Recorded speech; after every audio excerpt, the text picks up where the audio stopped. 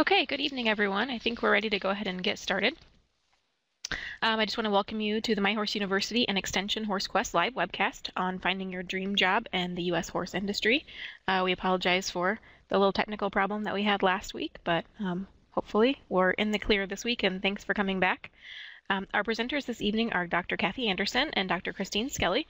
Christine Skelly is an associate professor in the Department of Animal Science at Michigan State University and a co-founder of My Horse University. She earned her doctorate at Texas A&M University with a research focus on equine nutrition exercise physiology. Dr. Skelly has taught courses on horse selection and evaluation and horsemanship, was faculty advisor for the MSU equestrian team, and coached the MSU horse judging team. She is currently the director of curriculum for My Horse University and is responsible for developing online horse management courses. Kathy Anderson has been the extension horse specialist at the University of Nebraska since 1991. She oversees the youth and adult extension horse program, as well as teaches undergraduate courses in the animal science department. She teaches horse management, equine reproduction, equine nutrition, horse evaluation, judging, and conducts a horse industry study tour. Additionally, she coaches the UNL horse judging team. She received her Bachelor of Science in Animal Science and Agricultural Education from the University of Nebraska, Masters of Science in Physiology of Reproduction from Texas A&M, and a PhD in Animal Science from the Kansas State University. An avid horse show judge, Kathy is a carded judge with the American Quarter Horse Association, American Paint Horse Association, and National Snafflebit Association. Please note that you are able to ask questions during the presentation using the text chat to the left of your screen, and questions will be answered throughout the presentation, and we'll have some time for questions at the end as well. And our presentation tonight will be recorded and uploaded to our website if you would like to review it at a later time. And at this time, I will turn the presentation over to our presenters. Thanks, Amanda. And Amanda gets the gold star for kicking us off tonight, because you would never know it by her voice, but she is sicker than a dog. So thanks, Amanda, for helping us out tonight. And again, you get the badge of courage. So as we get started then, I'll just get you oriented into how we're going to be organizing our presentation tonight. I'll start out giving some statistics on the U.S. equine industry, and then Dr. Anderson will continue on from there and talk to you about equine jobs and some tips on finding your dream job. And then we'll also end off the session with an overview of our Equine Business Conference that's coming up towards the end of February. So with that, let's just take it right on a roll. And can everybody hear me okay? Raise your hand. If you look at the top of your screen, there's a little, y'all found it. Everybody can hear me, great.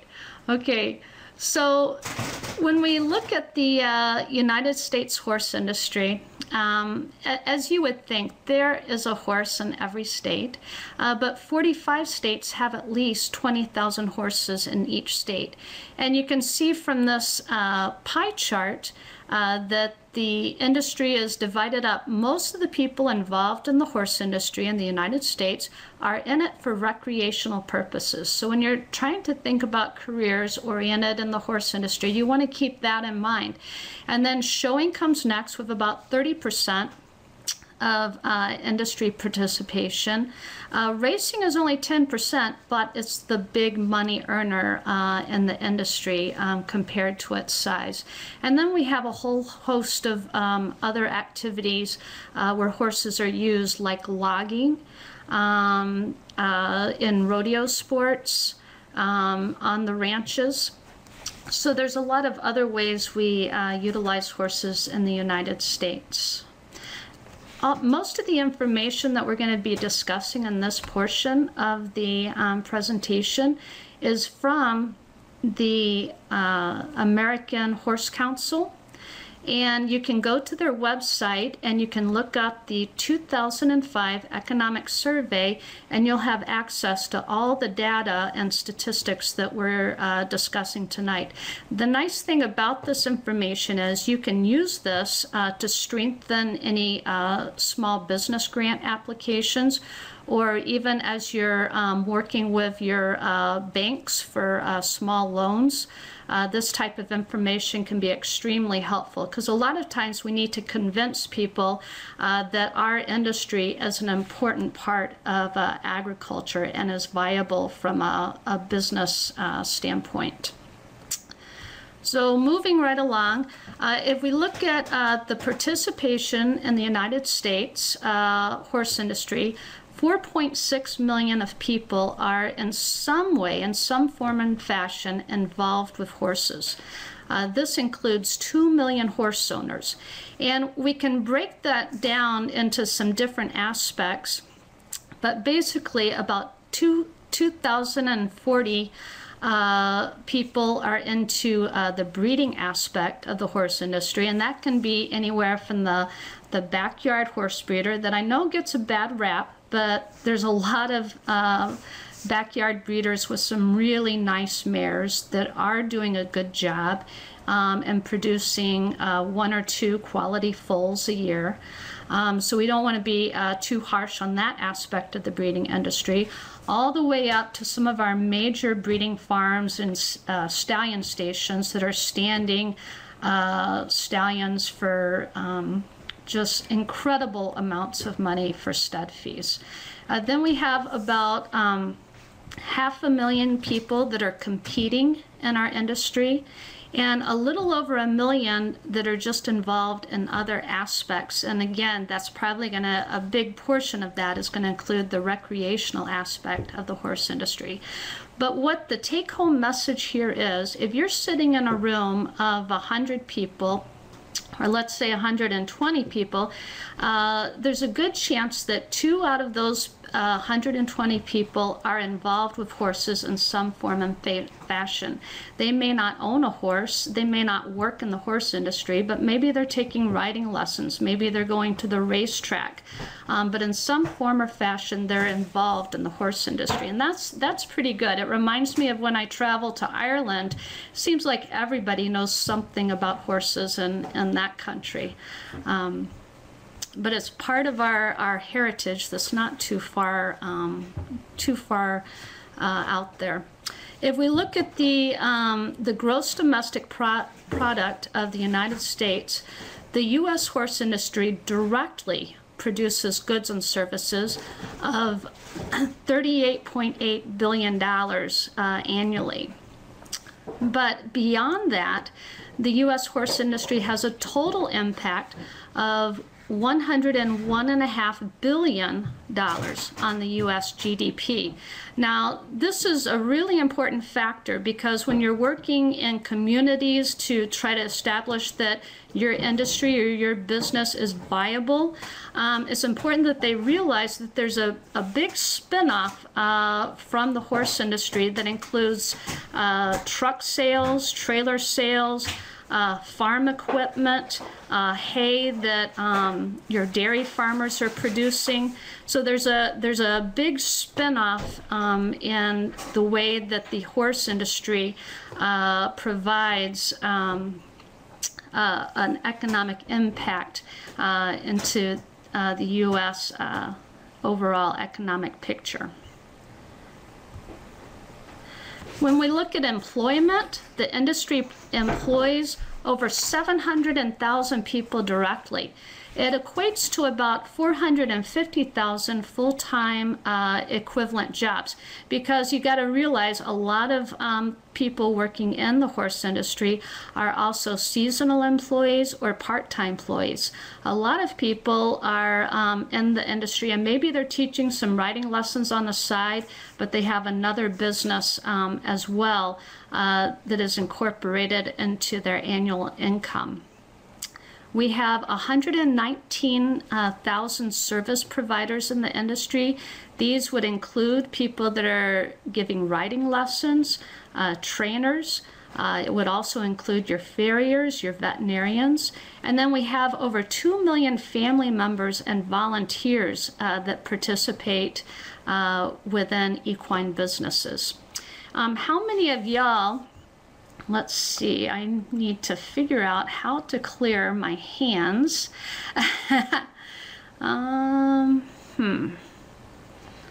let's see. I'm not sure.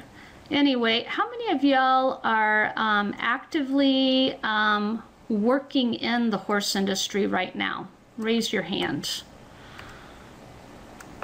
Just taking a look-see. How many of y'all are interested in someday working in the horse industry? Raise your hand. And that is why you're here today. Okay, great, great. Well then, you are in the right place. Again, if you want to make the argument at either the local or state level that your industry is an important factor to be considered, just tell people, and you'll get some eyebrows raised on this, that our industry pays a total of $1.9 billion in taxes to federal, state, and local governments. And if we look at the breakdown, you can see that both state and local receive a lot of money as a result of the horse industry. So that's another strong argument for supporting equestrian activities in your community. The diversity of the industry in the United States is like none other in the entire world. And a lot of people that I know, and I've had the privilege of going overseas and looking at some really vibrant horse industries overseas. But the one thing that you realize when you come back home is just how diverse the U.S. horse industry is. And not only from the number of different breeds that we have access to, but the different ways that we actually use horses within those breeds. If you go overseas, you may find that you have a more of a cross-country or racing aspect, limited to just a handful of breeds that are participating in that country. You get to America and it's just no holes barred in what you can do with a horse and how you can participate in the horse industry. So I think for our industry, that's a big advantage that we have worldwide. And you can also break our activities into activities that are located generally in more rural type areas and activities that are primarily placed in more urban areas. And if we look at our rural activities, those include breeding, training, and riding horses. And with our urban activities, you'll see more racetracks in an urban setting, as well as off-track betting. Some of your bigger horse shows will actually be in more urban type areas, like your state fairs. And then public sales will also take place in some of the bigger avenues. So it's pretty diverse, not only in the activities, but the locations that we hold those activities in. It's also important to think about from a business development perspective, where do you want to house your business? What makes the most sense? You certainly don't want to be in an area that is primarily a Western stock horse type clientele and bring your hunter jumpers into that area and expect to thrive. So you need to really look and do some marketing surveys on the area that you're going to choose for your business before you get started. The other large myth in our industry is that horse owners have a limitless supply of money. You know, we're burning money, so to speak. And that could not be further from the truth. And in fact, if you look at the average income, household income of the horse owners, 43% have an income between $25,000 and $75,000, which is, you know, pretty average. And looking beyond that, 31% of those incomes are actually below $50,000. And then, of course, you have a segment as well, 26%, that have incomes over $1,000. But still, in general, 70% of horse owners have more or less an average middle class type income or lower. Community size of our horse industry, over 70% of horse owners live in rural communities of 50,000 or less. So sometimes that can make it hard to establish your business in a location that can get enough clientele to make it viable. So you really have to make sure that you're in a strong location for your business.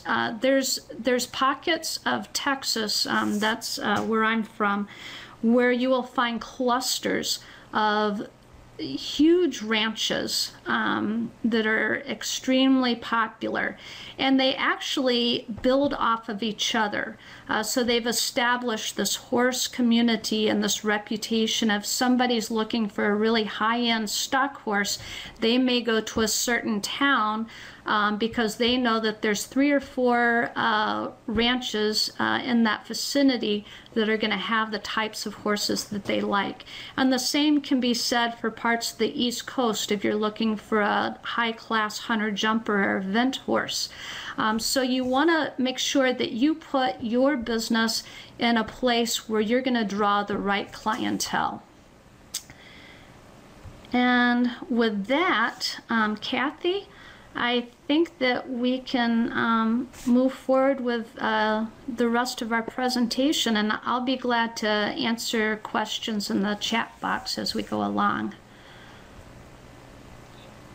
Okay, I hope, looks like yes, that my microphone is working. And so the segment that I'm going to discuss is a little bit, or give you a variety of information of some of the different types of jobs that are out there. And some might be things that you've thought about. Some might be things that maybe you haven't quite thought about.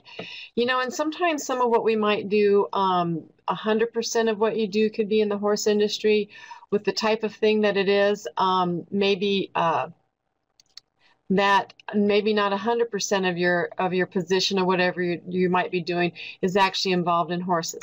But here's a variety of things that we want you to kind of think about. And here's some of the things that you can see on this slide that are maybe like direct jobs that you would have day-to-day direct contact with horses. Many of these can involve a variety of different kinds of things, and also people involved in a variety of different types of levels. For example, if you start over here and look at head trainers and assistant trainers, many times an individual will move from an assistant trainer into a head trainer position because it takes some time, it takes some talent, it takes some type of training to be able to move up to a head trainer type of position. And that could be in whatever type of training that you might be interested in. Don't think that any of these don't involve some type of extra education. As you move around the industry today, even folks involved in training and breeding mares and those types of things, if you talk to them that are running those types of operations, they will say that in some type of degree in animal science, equine related business types of things are certainly going to be a very big asset or benefit to folks that are looking to do those kinds of positions. Some other ones that are out there, you might be a horse breeder, and some of the more introductory types of positions as a breeding farm person might include a foaling attendant. There's people that have to handle the mares, handle the stallions. And so even in the breeding industry, there are all different types of levels of positions. And many times, as I said before, a person will move up from maybe some of these more introductory types of positions into being one of the main people, one of the main breeding managers and those types of things. Riding and driving instructors is another area of some direct contact with horses. And then also down in our healthcare provider area, such as equine dentists, veterinarians, chiropractor, acupuncture, all of these require a certain level degree of training, and some of the certification and licensing can also vary a little bit as you move from state to state. So just be sure that you can be aware of some of those types of things. Some other jobs that can have some direct contact with horses are all of these types of things, such as grooms, barn managers of various types, farriers, horse show judges.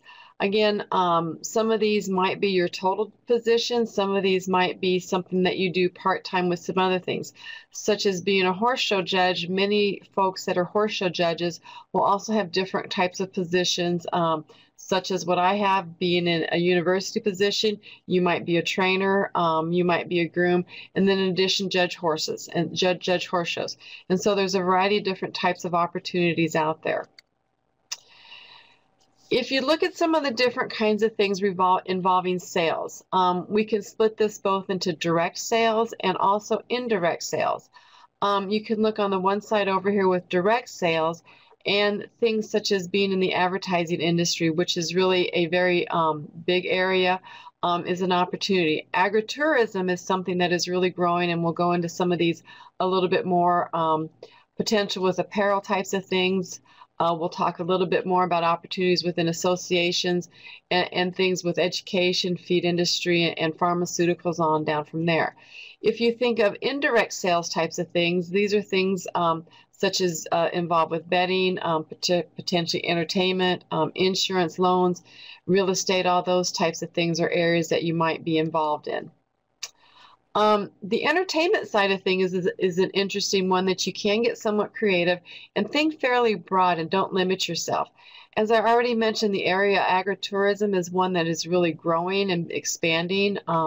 There's a variety of camps out there, dude ranches, trail guides, different areas such as that. And so it's an area that you'll see many states are putting more emphasis on because it is a very big area of interest for a lot of folks when they want to go and vacation and things such as that. Two areas that many of you might not think about too much might be in film and also as entertainers. Film industry, you know, that we've seen actually kind of an onslaught of some new movies and things that involving horses, so it can involve trainings and stunt ridings. In the motion picture industry, we're seeing as recently as the very popular movie that's out right now, War Horse. You know, in recent years, we've had Seabiscuit, we've had Secretariat, and so there's been a variety of opportunities for folks in the motion picture industry involved with horses to find a venue there. The rodeo world, if that's an area of your passion, it is quite strong in many segments of the country, and it might be from the professional side of it or from the managerial side of it, where you could be an announcer or coordinator, bucking stock provider, and different things like that. Then again, if you've got the talents and the desire, there's always a side of being the competitor, the exhibitor in any of the different kinds of disciplines or types of things that are involved in the competitive side of rodeo. Now, some other kind of horse event industry kinds of jobs, both again direct and indirect types of things, are direct jobs, and ones involved associations could involve things such as communications, designers of different types of courses. We'll have hunt course designers and trail course designers. Again, some of these you might not be able to be full-time. You might have to intertwine and do a combination of types of things. Another direct job can involve education, both in youth and adult. That can be in positions such as what Chris and I have, where we're with a university or some type of school where you can be involved in educating both youth and adults. And to be honest, there really has been quite an expansion of those types of positions over the last 20 years. Other kinds of direct jobs might involve different types of marketing, publications, registrations, and different kinds of things such as that. If you look and stay abreast of things, all of the various types of breed associations also continuously have a lot of different types of opportunities. They could be national associations, your state associations, different breed associations. All of these tend to have a variety of different positions within them, and they are very good ways of staying very connected to the horse industry, providing things back to the industry, but you might not have a day-to-day contact with a horse. here's some things that you can look at as far as different types of communicative types of jobs.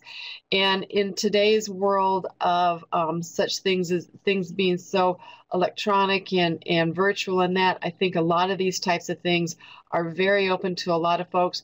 You can do these in a variety of different settings, be it potentially from an office or from a home, and work with people in a virtual environment all over the country. And so it could be different types of editors for magazines or publications. And graphic designers, I think, is a very broad, very needed type of area. Journalists and marketing types of areas. Photographers, you know, there's always a search for good equine photographers and pictures for all the different types of publications that might be out there, both print, that we still have folks that want a lot of those, and also publications such as things that are done virtually. You know, the social media area is one that is really expanding, and we're all learning more about that, so that is certainly another opportunity. We've utilized some different individuals that we'll contract with to help with some of our social media type things in the horse industry. And so as many of us tell us we want to go where our people are, and so us in the horse industry need to kind of stay up with all those different types of things that are the horse owners are very interested in. And so website development, different writers for books and types of things are all different kinds of opportunities that are out there.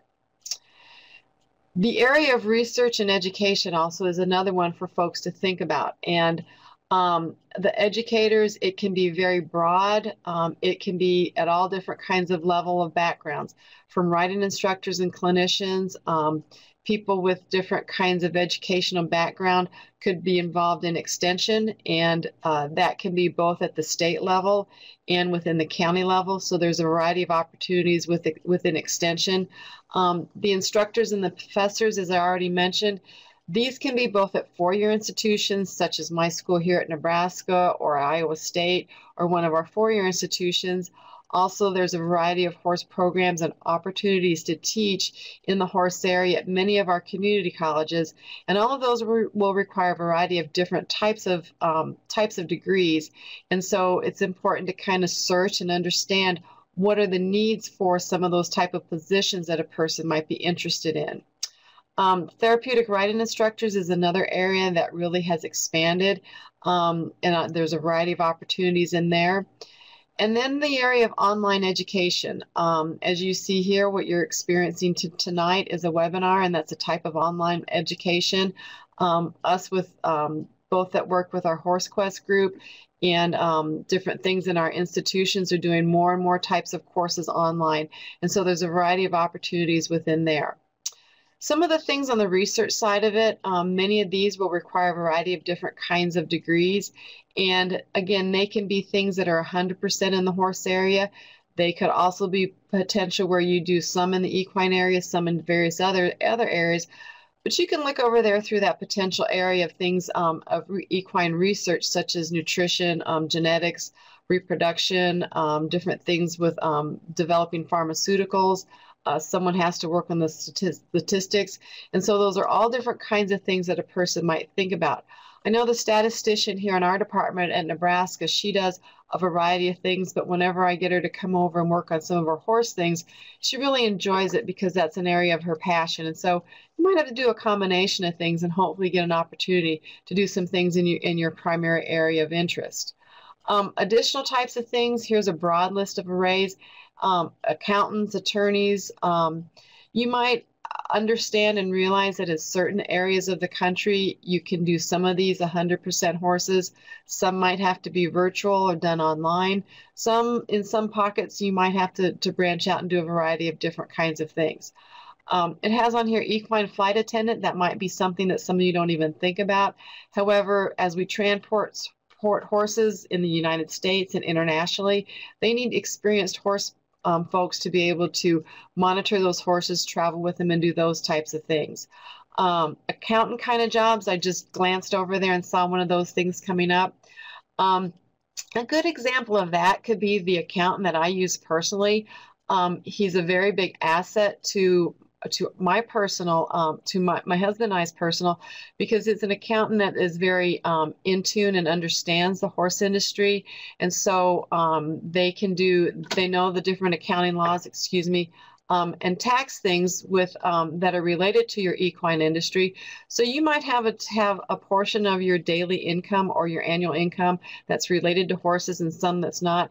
And so an accountant, when you become familiar with things that are specific to that area of the industry, then they can be a very good asset to and serve that type of clientele.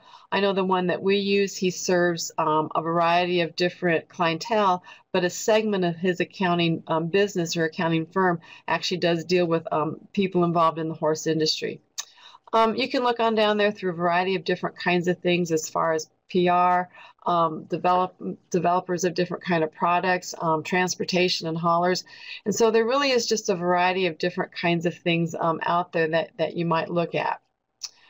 This is kind of a schematic that focuses on the racing industry, but I think and many of us might not say, well, that's really an area where we're going to go.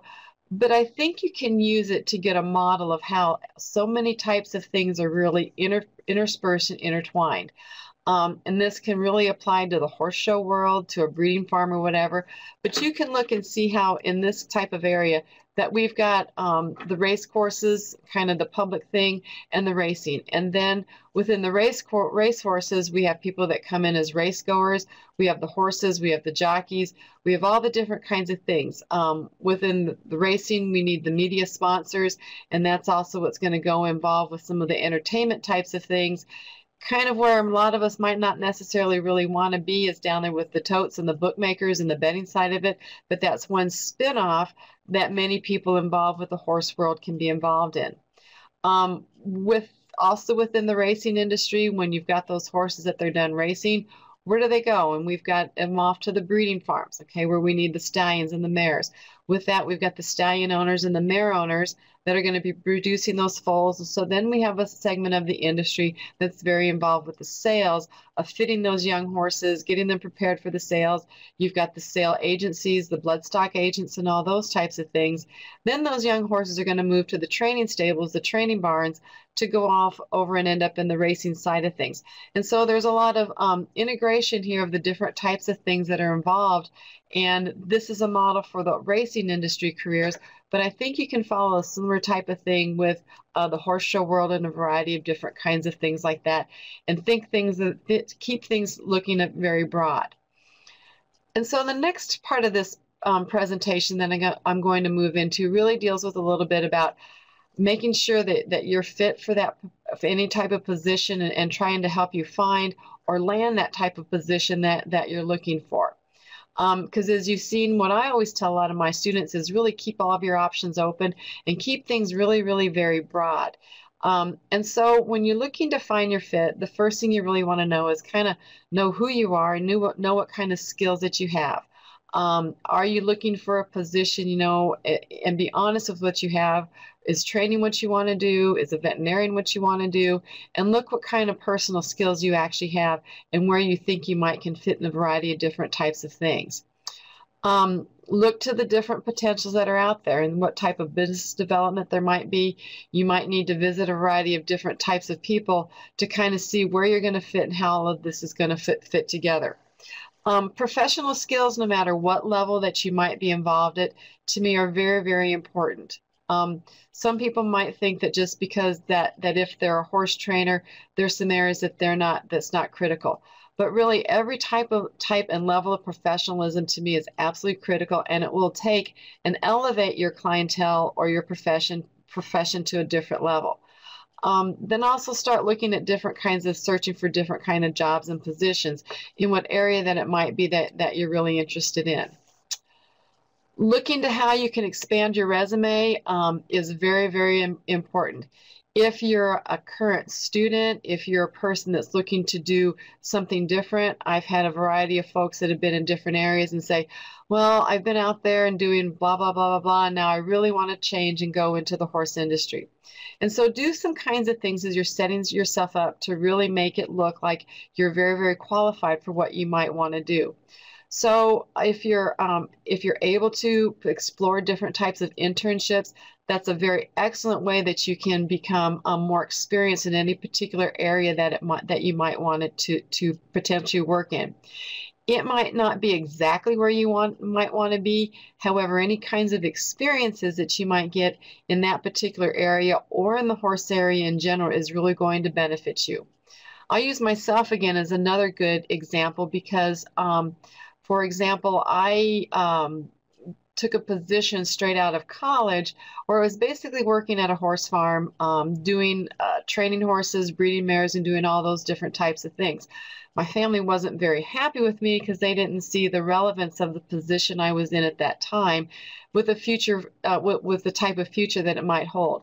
However, after I left that position, moved on to further education to get a master's and then a PhD, the types of things I did back in that position have always benefited me because although I don't train horses every day, although I'm not working in a breeding farm, I certainly have a very in-depth understanding of what goes into those different kinds of industries.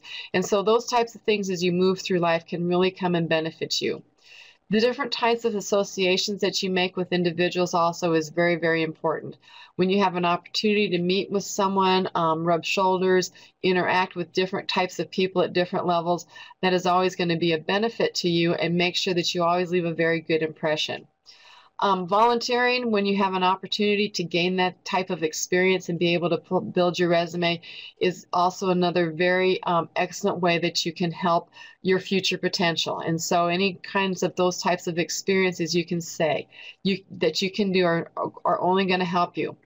Also staying very versatile, staying broad spectrum and doing a variety of different kinds of things and really not pigeonholing yourself into one particular thing, I think is always a very valuable type of thing to do.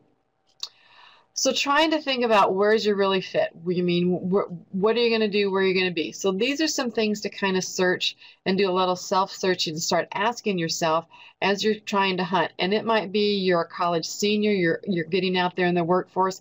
It might be that you're looking for a career change, a job change, and you want to do something different. So there's all those different kinds of people out there. So the first thing is, what's your passion with horses? Do you really want to be out there in the middle of the night, foaling out mares, staying up with them all night long? Would you be more excited to teach a group of college students different things about how to judge horses or care for them? So see what your kind of passion is and where you really want to fit.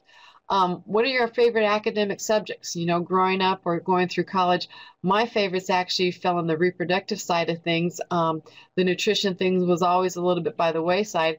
However, my position now, I really have to do kind of both of them. What's your ideal internship? Do you want to go to a breeding farm? Do you want to work underneath a trainer and learn the craft? Or is your preference maybe to go to a breed registry or breed association, work within those types of areas? What kind of working schedule do you want to do? If you're in an office job, that's one thing, but if you're out there on a farm, we know it's not an 8 to 5, 5-day-a-week type of job.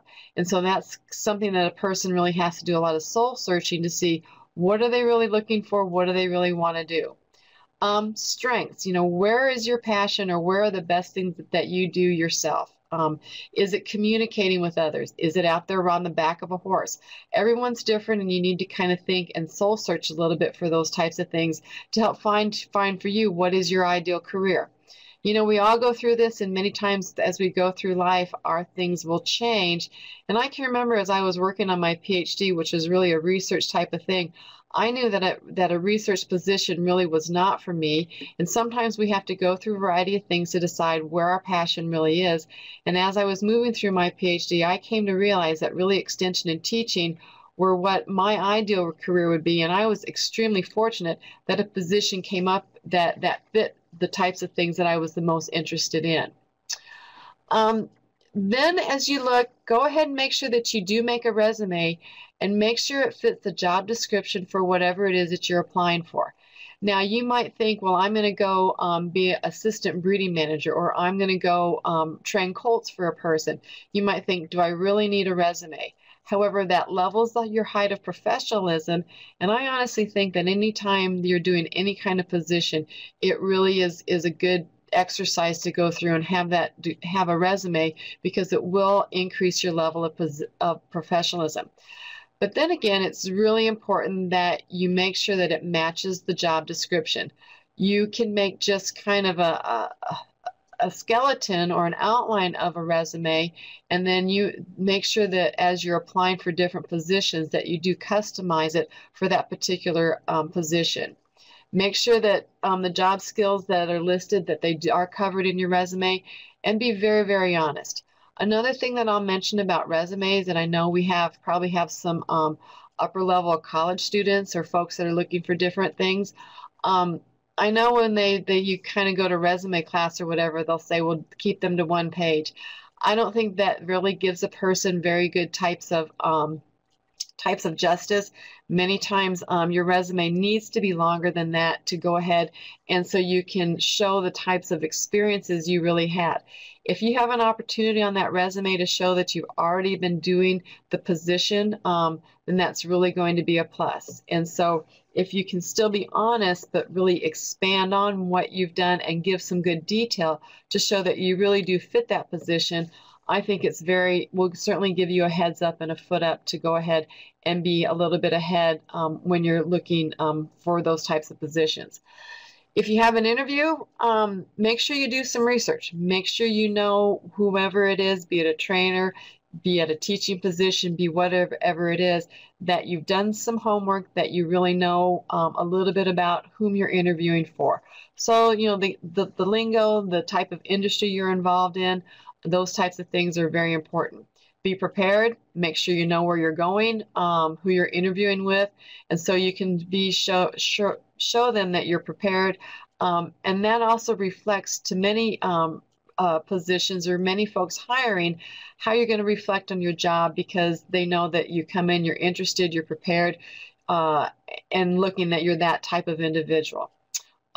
Strengths, weaknesses, many times they ask that. So be very honest about those types of things, and make sure that you do have a list of questions back to wherever it might be. It shows that you have research, that you do have a very good level of interest for whatever position that might be, and don't be afraid of practice. I know when we are getting ready to interview students here at Nebraska that are going to go through to interview to apply to veterinary school, they go through mock interviews and they practice. So it's nothing wrong to try to do that.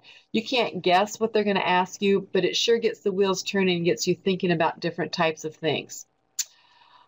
Then when it comes down to interview, and when you're actually going, make sure you do go ahead. It's a good idea to bring a copy of your resume, your job and the job description. You can review that yourself. And also, if by chance they might not have a copy of that resume in hand, you can have that for them.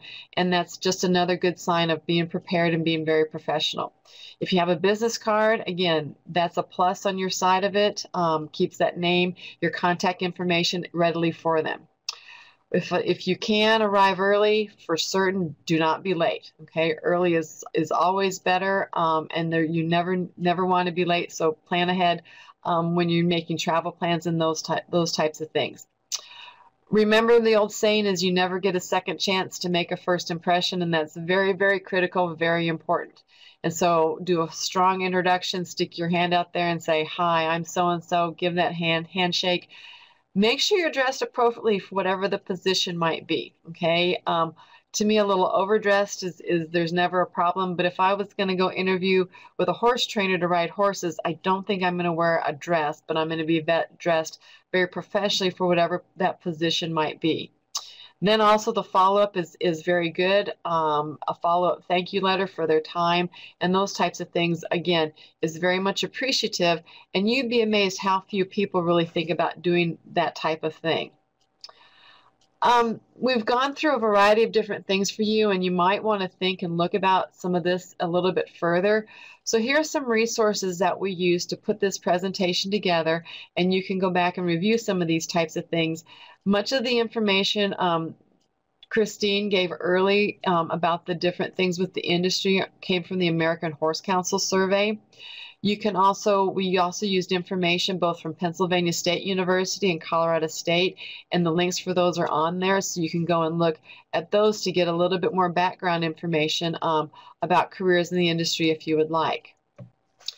The last thing that I do want to bring up is to remind you about our Equine Business Conference, which is coming up the end of February. It's Saturday the 25th of February. We're very excited about this. It's a relatively new type of thing that we're doing. It's in partner with Iowa State University, Michigan State University, the University of Minnesota, and also us here at the University of Nebraska. And with this conference, we're going to provide you a variety of information on different things with equine businesses. And it's not that, and you can look at this and attend for a variety of different reasons. You might have an equine business of your own of some way, shape, or form, be it 100% your business, being a small segment of it, that you're looking for some additional tips and things that can help you be profitable in that type of business. You might just be selling a few horses, you might be training, you might be doing whatever, a variety of different types of things. On the flip side of it, it also might be that you're looking for positions within the industry, such as we expanded on here, and it can give you some other good tips and ideas of what to do, maybe even start up your own type of business and those types of things. Some of the different topics that we are going to cover are going to include some areas of equine insurance, some things with legal and liability contacts within the law area, taxes and finances we will cover, and also there'll be some stuff with promotion, marketing, and advertising. And so we're really excited about this, and the link is on here where you can go and do an online registration through My Horse University. Also, we want to invite you to be involved with our social network, with our Equine Business Network on social media. We are on Twitter and Facebook, and we are continuously sending out additional information related to equine businesses. And so we think that this will be a really big asset and resource for many of you. And so be sure that you go and join us on hopefully both of Twitter and Facebook.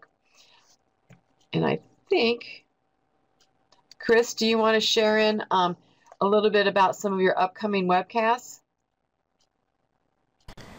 I'm sure. I believe next month we have a webcast presentation on managing boarding stables, which is a nice fit for the business crowd. And then the following month, we have a presentation on managing live horse events, which again kind of fits into the horse business aspect that we've been discussing tonight. So I would certainly welcome you to coming to both of those presentations. Also, I would really encourage you to get involved in the My Horse University Facebook page, the Equine Business Network Facebook page, and the E-Extension Horses Facebook page, as well as depending on what states you're in, you may also want to look into all of the states that are involved in this conference also have social networking sites that are a little bit more state-oriented versus national-oriented. But those are also great places to exchange information, find out about potential job postings as well. So in this day and age, I think the social media, social networking is getting to be more and more a part of the horse industry. So you might as well climb on board. Do we have any other questions? And I see Laura's giving us some nice links here. And Virginia's typing.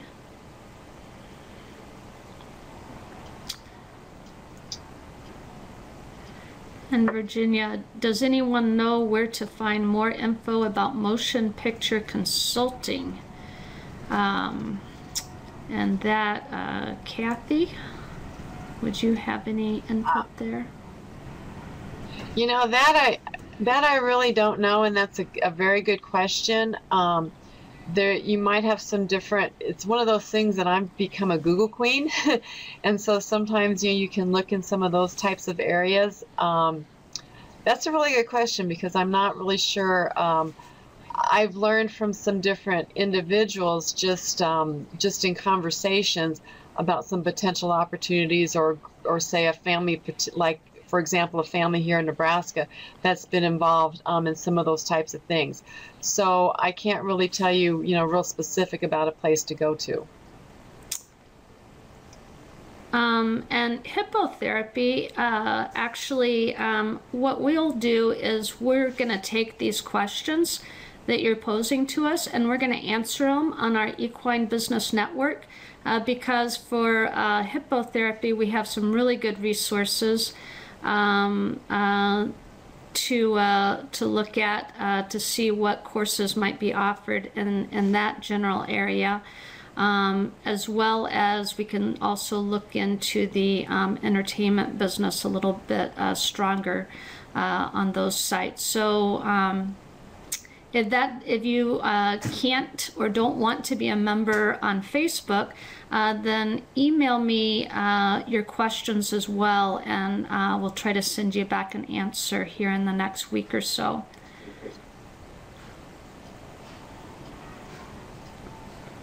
I do know when I was in West Texas, we would have movie crews and the wranglers and the horse trainers out working with the actors on some of our ranch horses and stuff, and that was a really interesting industry, to say the least.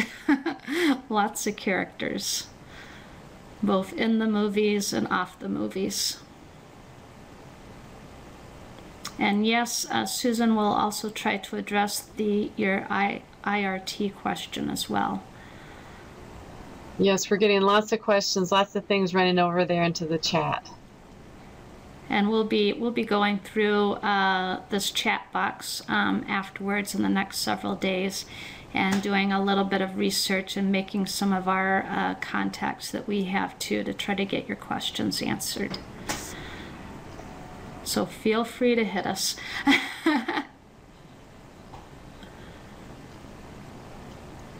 And Tammy, is physical therapy for horses becoming an emerging field? And that's a definite yes. And I'd like to refer you to our webcast archive. And I believe her first name is Natalie, and she's from Australia. She's doing her doctorate work with Dr. Hillary Clayton at the McPhail Center at Michigan State University.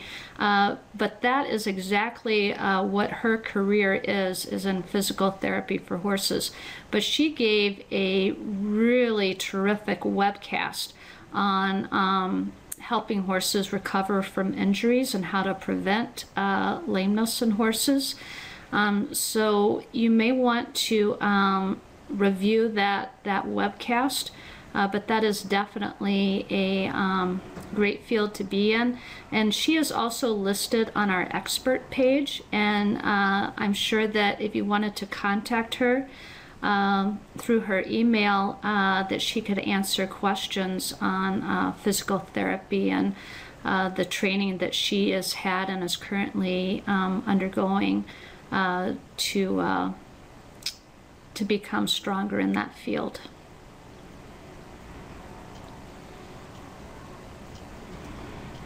Thanks for stopping in, Fred. It's great to have somebody from home on the webcast.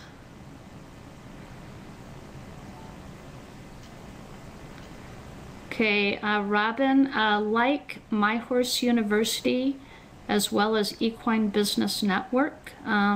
Laura put those names also in the chat box, and that'll get you started. And we'll be linking up to e-extension horses as well a lot, and then I'd suggest you like them. There's some other really good equine business sites on Facebook. There's equine professional groomers. There's I think Laura might be able to help, but there's one on horse businesses specifically. There's just some really good resources, and everybody tends to help everybody out on Facebook. And yes, grooming can be a really viable opportunity. Again, though, it depends at what level you want to work in the horse industry, how long you want to work, and what your expectation is as far as lifestyle and how much money you want to make. But there's some very highly paid groomers out there. But then there's also a lot of groomers that are working 24/7 and maybe not bringing in the income that others might want to take in as well. So it kind of depends on the level you can achieve in that profession.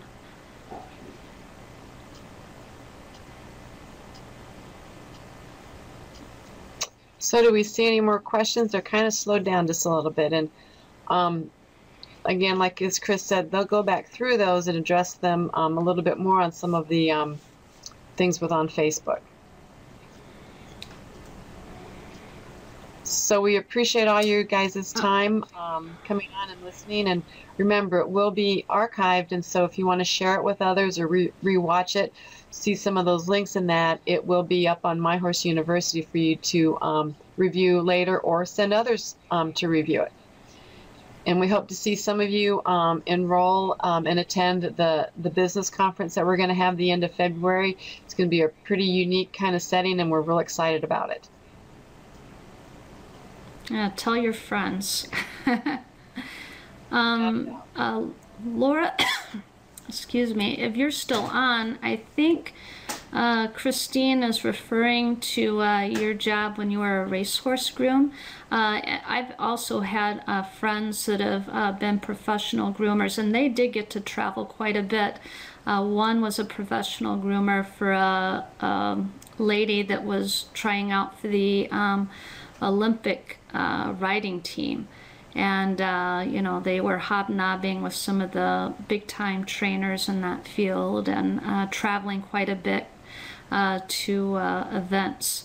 So there was a lot of traveling involved with that aspect, and that's one of the things I think she enjoyed about it.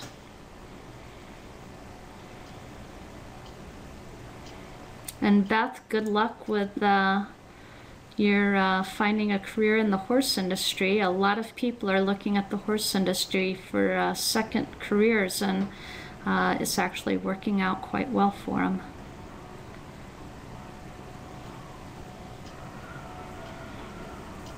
And it looks like our questions are dying off. I am going to go ahead and end the webcast now. So thank you everybody for attending. If you've got more questions, please visit us at Equine Business Network or My Horse University or E-Extension Horses, and we'd be glad to continue the conversation. Take care. And thanks, Laura, for your help.